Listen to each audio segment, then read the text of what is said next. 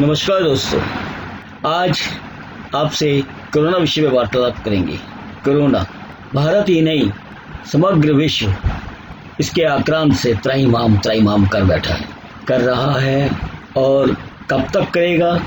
चाहे सरकारी संस्थाएं हों या हमारी आप जैसी ज्योतिष संस्थाएं हों, सभी इस पे विचार कर रहे हैं, मनन कर रहे हैं, इसका अध्ययन कर रहे हैं, मंथन कर रहे हैं और देखते हैं क्या निष्कर्ष निकलता है। ऐसा ही मनन और मंथन हमने भी किया है और अपने इस मंथन को हमने 4 भागों में बांटा है। प्रथम भाग में हमने दशांतर दशा को लेते हुए बातचीत करी है और उसके जो भी परिणाम निकले हैं उस पर तो आप ही अपना वक्तव्य दे सकते हैं। जो भी राय निकलती है आप सब लोगों की, क्योंकि जज तो आप ही लोग हैं। आप में से कई बुद्धिजीवी ऐसे हैं जो ज्योतिष को बहुत गंभीरता से समझते हैं, बहुत गहराई तक जानते हैं। जो भी सूत्र हैं वैदिक ज्योतिष के, हमने इस पर कई प्रकार से काम किया है। भाग 1 में मात्र दशांतर दशा को लिया गया कि वर्तमान में अगर जो भी दशांतर दशा चल रही है उसका क्या प्रभाव भारत पर पड़ रहा है और क्या नहीं पड़ रहा है। तत्पश्चात हमने लिया है 64वां नवांश, जो कि किसी की भी जन्म कुंडली में अष्टम भाव में सक्रिय होता है। यह 64वां नवांश क्या होता है और इसको किस प्रकार से इसका आकलन किया जाता है, चाहे एक व्यक्ति हो, एक संस्था हो, कोई औद्योगिक घराना हो अथवा एक राष्ट्र। जब कभी भी यह 64वां नवांश पीड़ित होता है तो मृत्यु अथवा मृत्यु तुल्य स्थिति उत्पन्न होती है। यह जो पेंडेमिक आया वस्तुतः इसी कारण आया था, 64वें नवांश के कारण। यह 64वां नवांश बहुत इंपॉर्टेंट है, इसको समझना बहुत आवश्यक है। हर देश की जो भी चक्रीय स्थिति है, उसकी जन्म कुंडली की जो भी कॉन्फ़िगरेशन है, उसमें एक पर्टिकुलर पोर्शन होता है जिसे हम 64वां नवांश बोलते हैं। नवांश यात्रा आपके लगन से ही शुरू हो जाती है। आपका लगन प्रथम नवांश में आप उत्पन्न हुए, द्वितीय में, तृतीय में, अप टू 9, यानी कि एक राशि के 9 टुकड़े करते हैं 30 डिग्री के, 3 डिग्री 20 मिनट का, मात्र 3 डिग्री 20 मिनट का वो पर्टिकुलर, वो विशिष्ट जोन, वो चाप, वो क्षेत्र एक नवांश कहलाता है। और 64वां नवांश जब उसकी गणना करते जाएं, आगे बढ़ते जाएं तो जब जहाँ 64वां नवांश का पड़ाव होता है वो बहुत ही भयंकर होता है। यदि वहाँ कोई भी मैलेफिक प्लैनेट, विशेषकर शनि, राहु, केतु, इनका आगमन होता है गोचरवश, जब इनका आगमन वहाँ होता है तो अवश्य कुछ न कुछ अप्रिय घटता है, अरिष्टकारी घटता है। तो दूसरे भाग में हमने इसी 64वें नवांश को लिया है। तृतीय भाग में हमने पुनः 2021 के अंदर ऐसी स्थितियाँ क्यों उत्पन्न हुई उसको लिया गया है। यहाँ 64वां नवांश 2021 में 64वां नवांश सक्रिय नहीं है, यह सक्रिय नहीं है मगर कुछ और कारण है। यथा राहु यहाँ पर आ गया था 2021 में और शनि महाराज यहाँ है, तो एक त्रिकोणात्मक संबंध बनता है जिसे इंग्लिश में ट्राइन कहा जाता है और भारतीय जो भी ज्योतिष की पुस्तकों में परिभाषाएं दी गई हैं उसके हिसाब से एक त्रिकोण संबंध बनता है। तृतीय भाग में हमने वर्ष 2021 को लिया है। वर्ष 2021 में 64वां नवांश सक्रिय नहीं था, कुछ अन्य कारण थे। गोचरवश राहु लगन में आ चुका था, राहु के ऊपर से ही गुजर रहा था और केतु के ऊपर, और श्रीमान शनि यहाँ थे, तो ये त्रिकोणात्मक संबंध बनता है, इंग्लिश में से ट्राइन कहते हैं। लेकिन यहाँ भी नियम वही लागू हुआ जो गणितीय सिद्धांतों के आधार पर लगाया गया। ज्योतिष के जो भी गणितीय सिद्धांत हैं उसके अकॉर्डिंग जब कोई घटना घटती है, इस प्रकार का कोई भी संबंध बनता है जिसे एस्पेक्ट बोलते हैं, लेकिन एक विशिष्ट जोन में बनता है, एक विशिष्ट नवांश जोन में बनता है, तब जाके वो घटना प्रारंभ होती है। और विशिष्ट नवांश जोन से जब दोनों ग्रह, जो भी 2 एस्ट्रोनॉमिकल बॉडीज मिल रही हैं, वो जब अलग अलग दिशाओं में चलने लगती हैं, जैसे यहाँ राहु वक्री चलता है वो उल्टा जाएगा, 2 से 1 में आएगा, या केतु 8 से 7 राशि में आएगा और उधर शनि आगे जाएगा, तो धीरे धीरे इस प्रकार से ये तो राशि परिवर्तन हुआ। इसी प्रकार नवांश जो चाप होती है, नवांश जो क्षेत्र होता है उससे भी निकलते हैं। मान लीजिए दोनों ग्रह जब एक आपदा आई उस वक्त दोनों एक ही नवांश, छठे नवांश में थे, मान लेते हैं, जैसे 2020 के अंदर बना तो, या इस वर्ष बनेगा, तो 2020 में तीसरे नवांश में थे, तो धीरे धीरे श्रीमान राहु जी दूसरे नवांश में आ गए और उधर केतु जी, शनि महाराज अगले नवांश में चले गए, तीसरे नवांश से चौथे नवांश में। तो वह जो आपदा काल था वह ठहर गया, वो टल गया, वो रुक गया और लॉकडाउन से हम अनलॉकडाउन की स्थिति में आ गए थे। लेकिन इस बार 2021 के अंदर यह त्रिकोणात्मक संबंध बन रहा है, 64वां नवांश नहीं बन रहा, वह भय अब समाप्त हो चुका है। जो पेंडेमिक पीरियड, जो बहुत ही भयावह स्थिति जिसने उत्पन्न की थी 64वें नवांश के अंतर्गत जो भी ये दोनों की युति हुई थी वो समय जा चुका है। अब ये त्रिगुणात्मक संबंध है, इसके कुछ अन्य कारण जिसको अभी हम लेंगे। तो ये हमने तृतीय भाग में दिया है। चतुर्थ भाग में हमने पुनः उन समीकरणों को लेते हुए उस संभावना पर विश्लेषण किया है, मंथन किया है और आपके लिए एक एपिसोड तैयार किया है। क्या भारतवर्ष के अंदर एक अन्य लहर पुनः आएगी। और उसके बाद पांचवें नवांश में हमने जनवरी 2022 को लिया है, पांचवें भाग के अंदर, जिसमें एक विशेष घटना घटने जा रही है। वो आप देखेंगे स्वयं, बहुत ही आपको दुख भी लगेगा कि ऐसी घटना भी संभावित है, लेकिन ग्रहों की गति और उनके प्रभाव को हम नहीं रोक सकते। कोई उपाय, कोई तर्क काम नहीं आता। अंतरिक्ष में हजारों उल्कापिंड टूटते रहते हैं, बिखरते रहते हैं, कुछ धरती की तरफ भी आते हैं और आए दिन हमें खबरें सुनने को मिलती है, अगर यह उल्कापिंड पृथ्वी से टकरा गया तो ऐसा होगा, ऐसा होगा। उसको तो फिर भी हम नियंत्रित कर लेते हैं, उसकी दिशा को कदाचित बदल पाते हैं, उस उल्कापिंड की, उस टुकड़े की, लेकिन ग्रहों के प्रभाव को हम नहीं रोक सकते। तो बंधु, हम वार्तालाप प्रारंभ करते हैं इस प्रथम भाग का।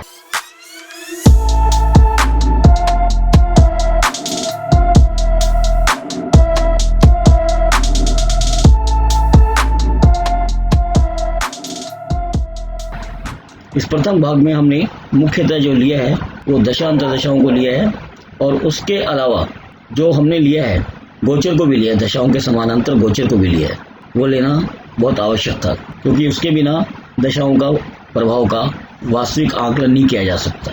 तो जब भारतवर्ष की जो कुंडली है उसमें सभी जानते हैं, जो ज्योतिष प्रेमी लगभग उन सभी को इस तथ्य से, इस सत्य का परिचय है कि भारत का जन्म जब हुआ, स्वतंत्र भारत का, न कि उस भारत का जो आदिकाल से चला आ रहा है, मकर लगन कहा जाता है। किसी भी देश का लगन उस देश में घटने वाली घटनाओं के आधार पर निश्चित किया जाता है।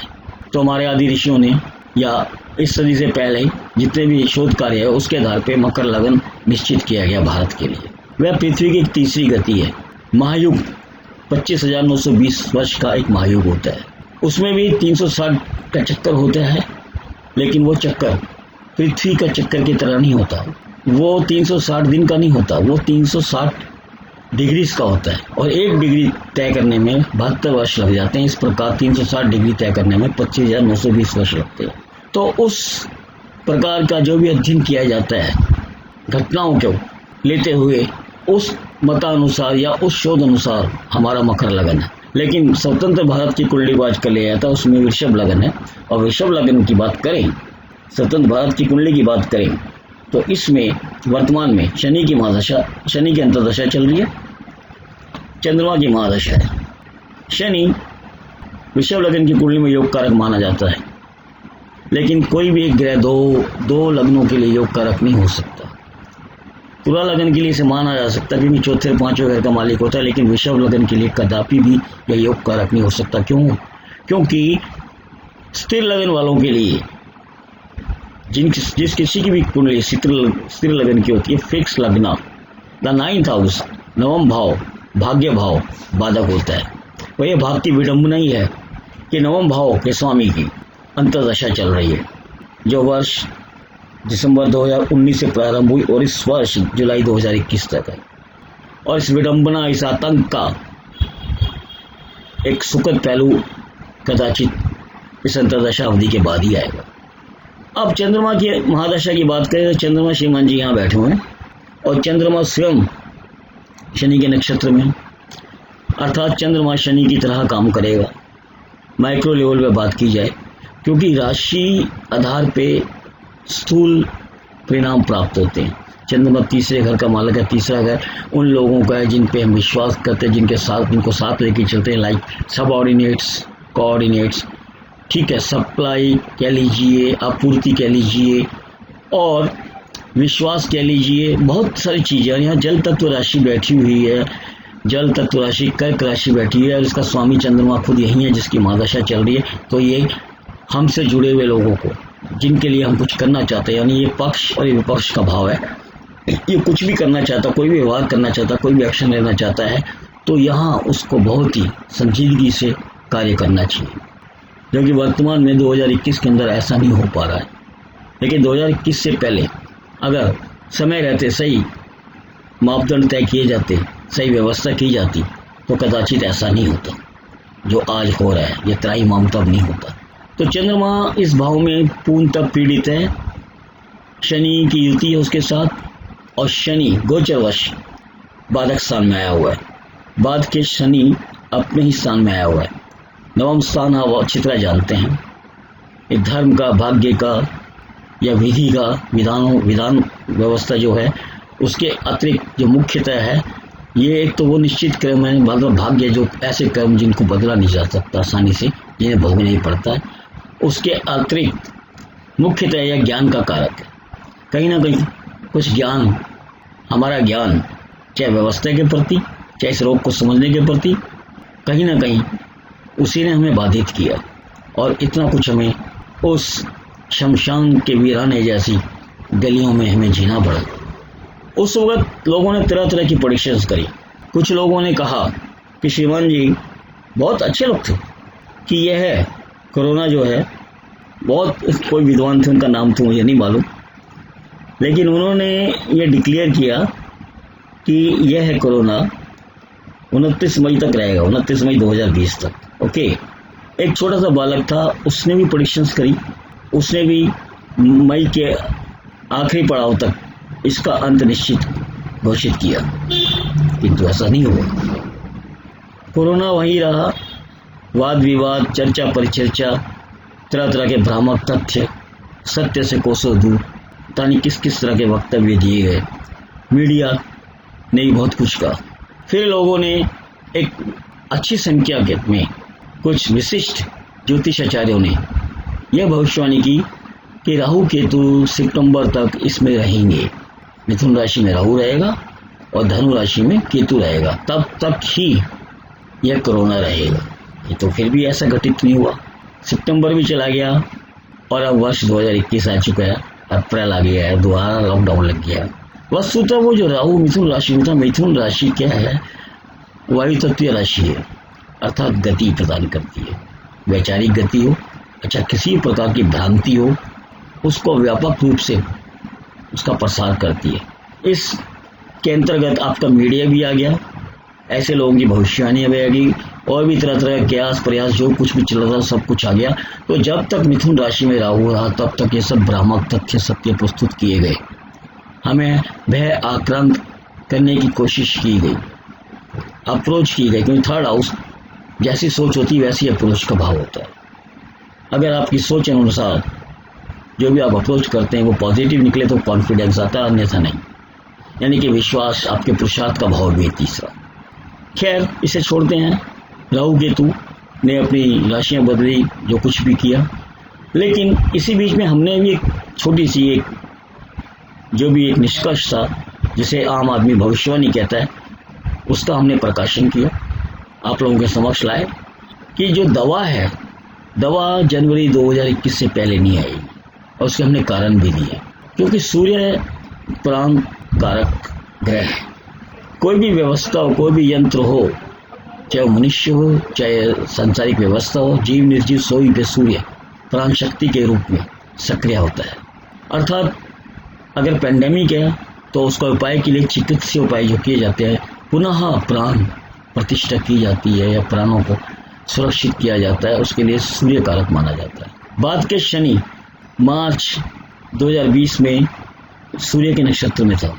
बादकेश, बाधक स्थान में सूर्य आपका सूर्य के नक्षत्र में था, जो सूर्य यहाँ बैठा हुआ है, उस पर उसकी दृष्टि भी थी और उसके नक्षत्र में भी विचरण कर रहा था।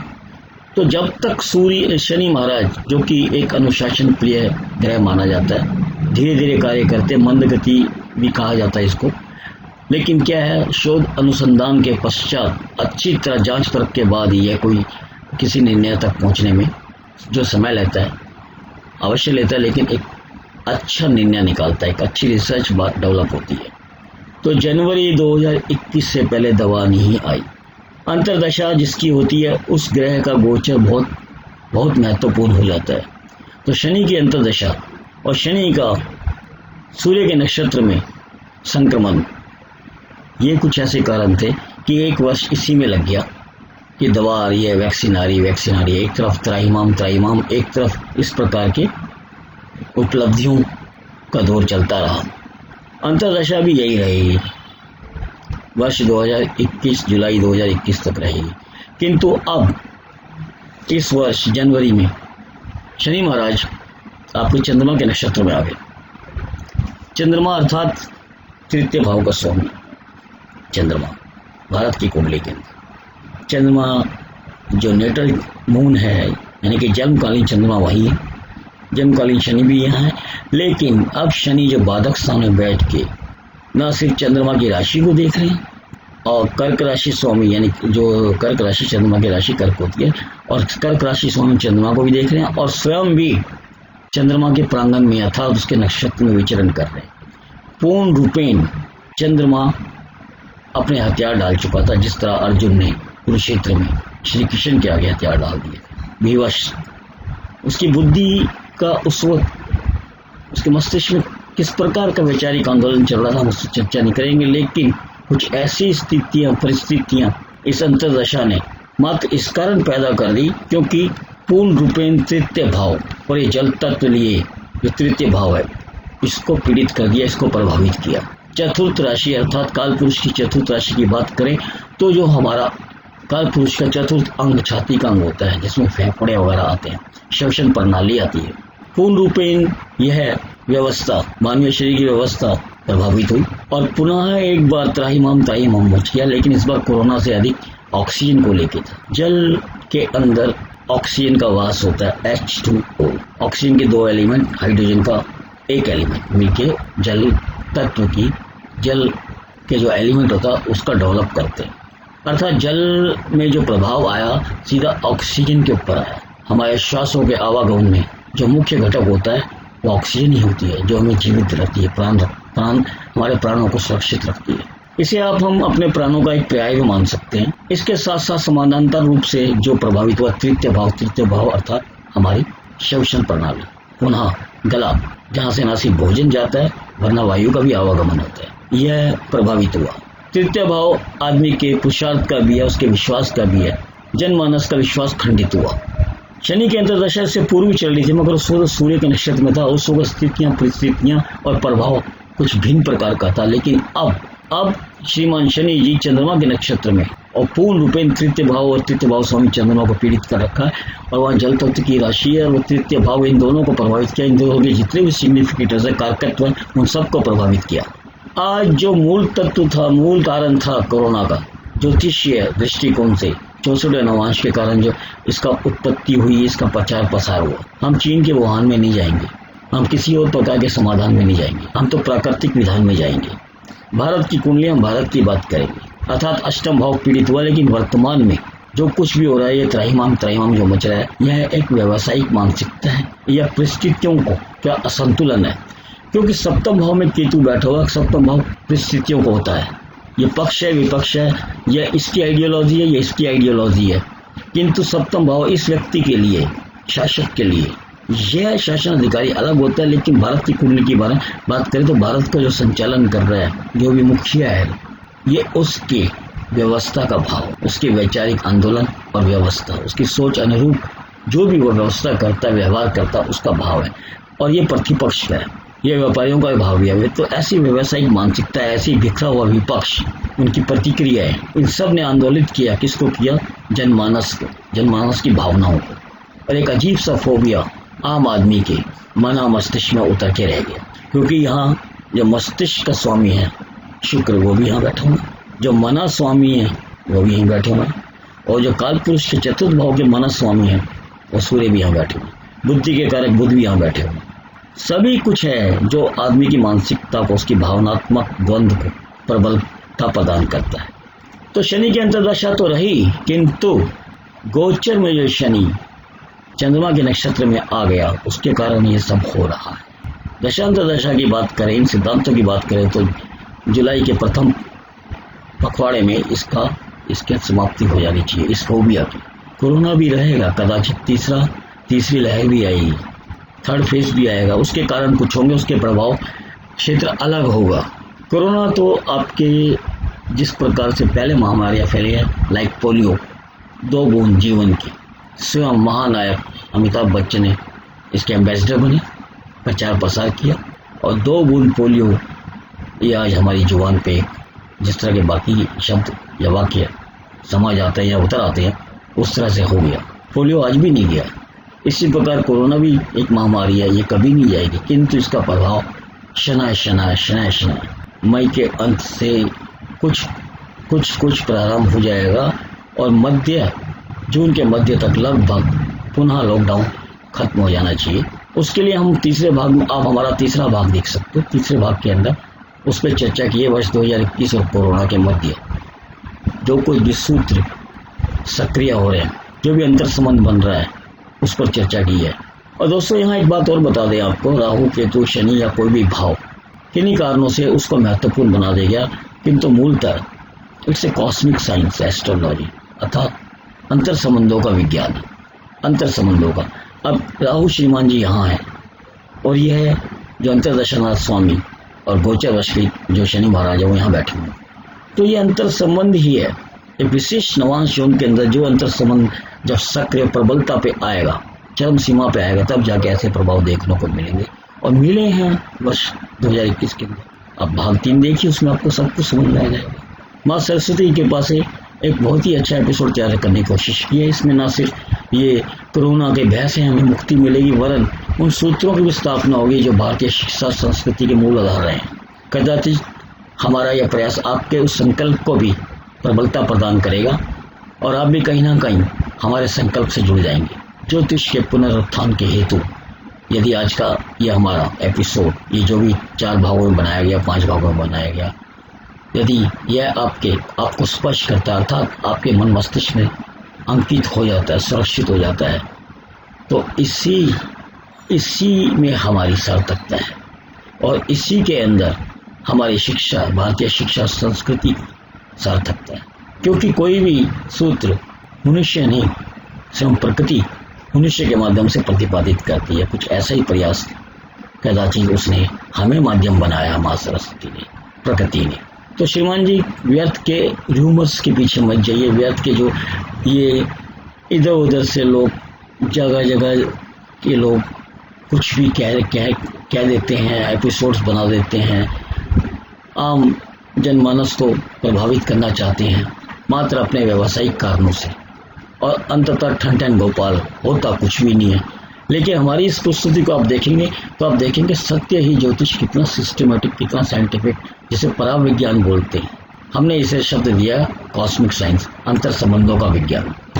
कॉस्मिक अर्थात ब्रह्मांड या ब्रह्म ज्ञान है, ब्रह्म सूत्र हो, ब्रह्म ज्ञान, ये ज्योतिष वही है, अंतर संबंधों का विज्ञान है। 2 भावों के मध्य में क्या अंतर संबंध बनता है, उसी के अनुरूप घटना का निर्माण होता है, घटना प्रत्यक्षता सामने आती है। इस विषय से अनेक विद्वानों ने बहुत सा काम किया है, लेकिन सामान्यतः यह भारत का दुर्भाग्य कहा जाएगा। हमें और आपको उलझा दिया गया मांगली दोष में, 7.5 के अंदर, विधवा योग के अंदर, गुण मिलापक जो भी है, अष्टकूट पद्धति, उसमें उलझा दिया गया, लेकिन मूल सूत्रों पर कार्य नहीं किया गया। कदाचित इस एपिसोड की प्रस्तुति के बाद कुछ परिवर्तन आए, कुछ आप में आए, कुछ किसी अन्य में आए, और हम सबका संकल्प एकजुट हो जाए तो निश्चित रूपेण हमारा आज का ये प्रयास सार्थक हो जाएगा, सफल हो जाएगा। इसी कामना के साथ दोस्तों, दूसरे एपिसोड के प्रारंभ से पूर्व मैं आपको नमस्कार करता हूँ, आपको धन्यवाद देता हूँ कि आप हमारे इस आयोजन से, हमारे आज के एपिसोड से जुड़े। क्रमशः आप अवश्य देखिएगा दूसरा, तीसरा, चौथा, 5वां भाग। आपकी मानसिकता अवश्य ही बदलेगी जब इन एपिसोड्स को देखने के बाद आप सुखद आश्चर्य से जड़वत खड़े रह जाएंगे और सबका आपका सिर भारतीय शिक्षा और संस्कृति के प्रति नतमस्तक हो जाएगा। फिलहाल मैं आपके आगे नतमस्तक हूँ, आपको धन्यवाद देता हूँ और बहुत शीघ्र हम आपसे दूसरे एपिसोड के प्रांगण में, दूसरे एपिसोड के उससे मिलते हैं जहाँ आपसे विस्तृत रूप से बातचीत की जाएगी। तो धन्यवाद दोस्तों।